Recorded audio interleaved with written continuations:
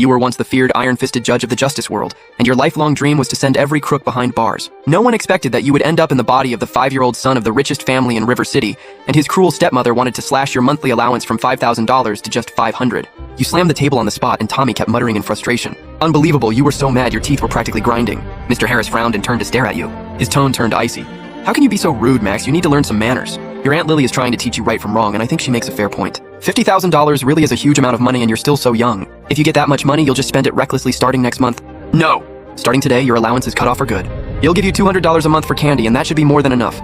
Your walnut-sized brain was about to explode with rage. $200? What good is that? It wouldn't even buy a box of fancy imported gummies. Besides, you knew this kind of scheme all too well. You were already racing through the plot in your head. In the original story, Lily started by cutting off the allowance step by step and slowly squeezed the original host out of every last inch of survival space. In the end, she ruined the foolish father and got him killed on the street. And the original host was the real tragic case, kidnapped and trafficked to Myanmar, where his kidney was stolen. So you slid off the sofa in one smooth motion. Then you stomped over to the two of them on your short, chubby little legs. Dad, you said in a sweet baby voice but with the stern dignity of a no-nonsense judge, are you really going to listen to this woman's lies and cut off my life-saving allowance? Lila waved a disgusted hand. This isn't cutting you off. It's teaching you to be frugal. It's all for your own good.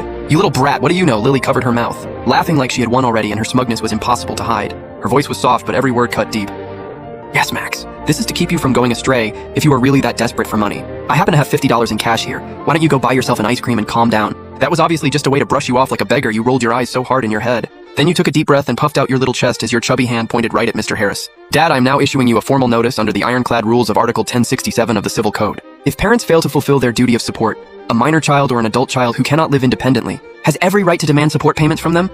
Mr. Harris froze on the spot. Lily's fake smile also completely stiffened, and the nanny, who was wiping a vase nearby, was so startled she dropped the rag to the floor. How could those words come out of the mouth of a 5-year-old? You did not give them a second to recover. Dad is my legal guardian while I am under 18. You absolutely must make sure my living standard is at least on par with the local average. And it must fully match the support standard expected of a high-income family. You make more than $80 million a year. Yet you want to hand me only $200? This is basically flirting with the edge of the law. The more you spoke, the more excited you got until your face turned bright red. And according to Article 261 of the criminal law, when someone with a duty to support the elderly, the young, the sick, or anyone unable to live independently, deliberately refuses to provide support, and the circumstances are especially serious, they can be sentenced to up to 5 years in prison, criminal detention, or supervision. Dad, are you really trying to end up sewing shirts in prison? You just can't. Wait to taste prison food?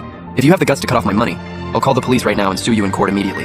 It'll hit you with abandonment charges, and when you end up on the front page of the legal news, your company stock will tank and you'll be bankrupt and living on the street. Do you really think this lady would still stay loyally by your side? By then you'll be sleeping under a bridge, fighting stray dogs for leftover steamed buns. You blasted out that whole speech in one breath. But your lungs were seriously failing you, and you nearly ran out of air. So you had to gasp for breath while your cheeks puffed out on both sides. You looked exactly like an enraged pufferfish. Mr. Harris' jaw nearly hit the floor. His eyes almost popped out as he stared at this rebellious little kid who barely